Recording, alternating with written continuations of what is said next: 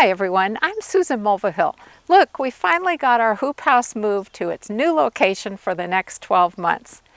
I need to get the rest of my winter garden planted today, so we're going to do that. But first I wanted to show you how the move went from there over to there.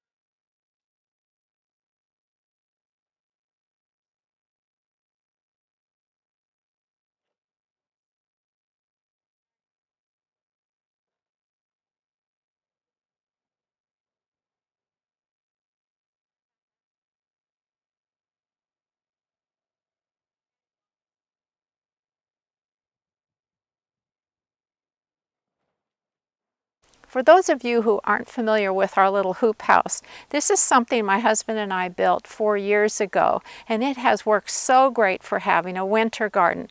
It is 9 feet long by 10 feet wide, and that's just the right size to fit over 2 of our 3-foot by 8-foot raised beds. We grow salad greens in here through the winter months without the use of any electricity. And here we are in a Zone 5 garden, so that's pretty amazing.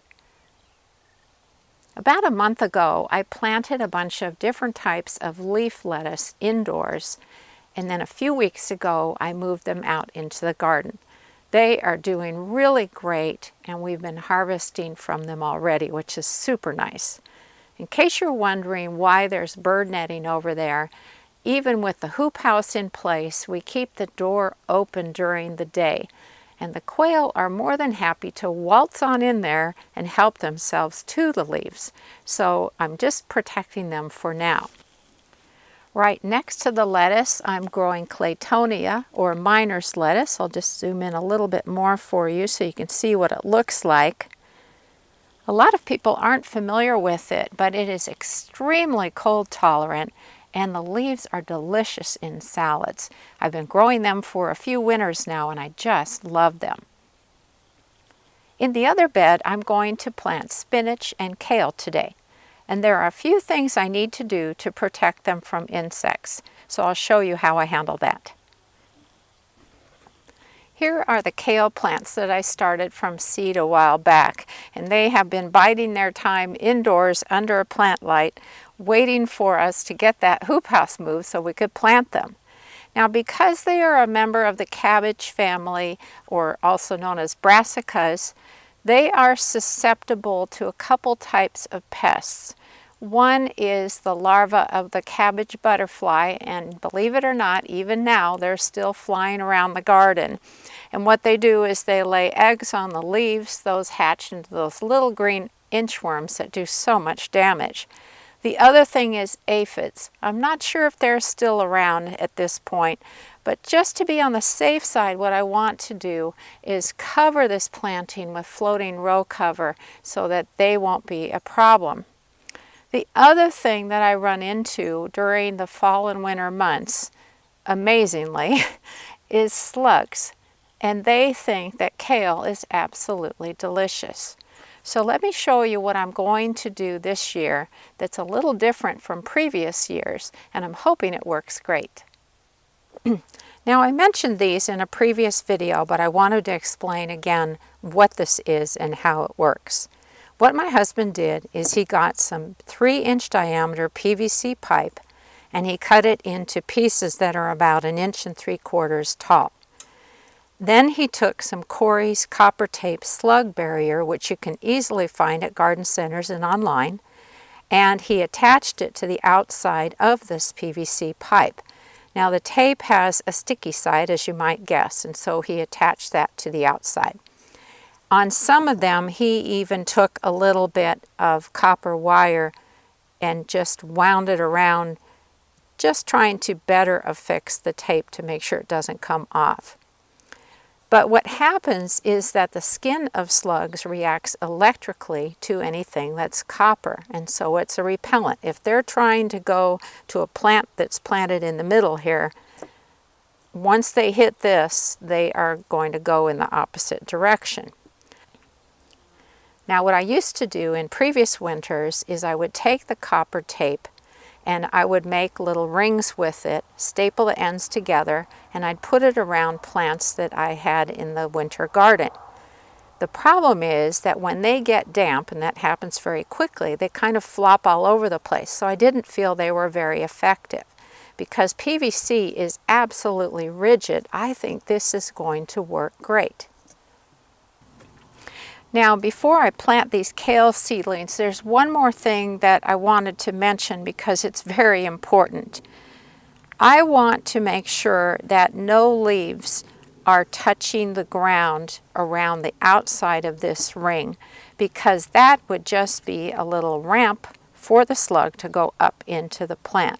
So before I plant them, what I'm going to do is take off these two lower leaves.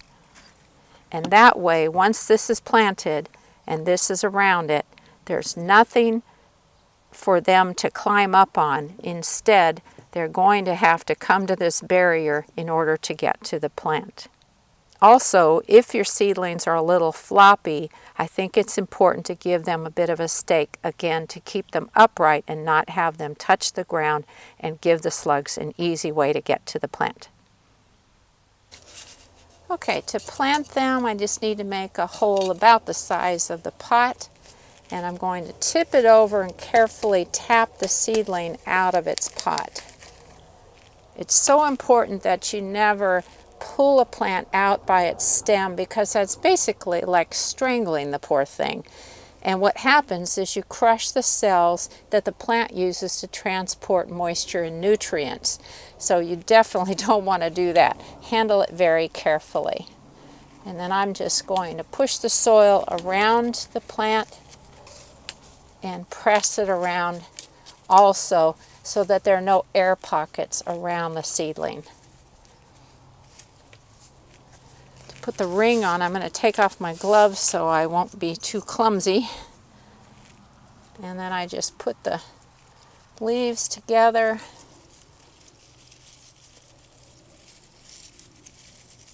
There we go. Whoops, one more.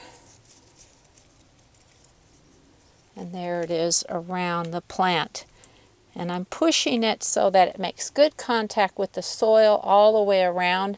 You certainly wouldn't want some sneaky slug to slip underneath that barrier. Okay. So that is ready to go. I don't have any leaves touching the ground. The other thing that I started indoors from seed was spinach. There's actually two varieties here. One that I've had a lot of experience with, and that is Matador. It is amazingly cold tolerant, and I've been very happy with it. But I also learned about a different type that's supposed to be frost tolerant, and so I thought, well, I'm going to give it a try. And that one is called Monstru de Veroflay. And so I just sort of planted them free-form in here, but I know which ones are which. And the other thing I wanted to mention is that spinach is very susceptible to leaf miner. Now, the adult is a fly that lays eggs on the leaves, and the damage looks like all these little squiggly lines throughout the leaves, and they can ruin a stand of spinach in nothing flat. So the simplest solution is to put floating row cover on the bed. Well, since I needed to do that anyway for the kale, this works out perfectly.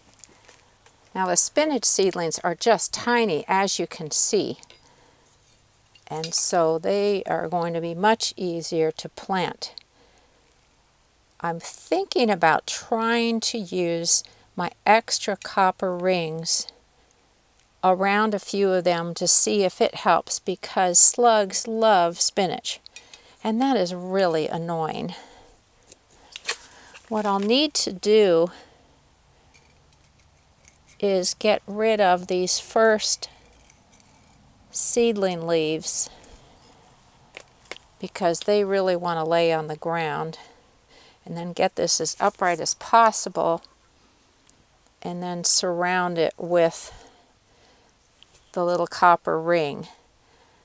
I don't know how feasible this is going to be to use the copper rings because the plants don't grow tall like the kale does, and so is it going to be flopping onto the ground a lot, and then of course the slugs could get to it. But I figure it's worth a try.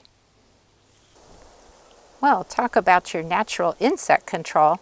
My husband just found this toad, and so we decided to put it in here for the winter months because toads love to eat bugs and slugs. Yay! Okay, everything is planted and watered in, and then I'm putting these hoops over the bed so that I can place the floating row cover on top of it. Now you might be wondering about the drip irrigation system and how long it's going to be watering these plants. Actually, we don't blow out our sprinkler system until late October, so that'll work well. But once we hit that point, until there's a lot of condensation on the inside of the hoop house, I will need to bring some water out here on occasion. But I keep a close eye on the moisture in the soil, and it's not too long that you have to do it. Really, with a winter garden, you just have a little prep, and then the only work that's involved is harvesting and eating what you planted. Okay, that's everything for now. I'm going to keep an eye on how the plants are doing. I'm going to get the floating row cover on here, and I promise to do an update soon. So in the meantime, happy winter gardening.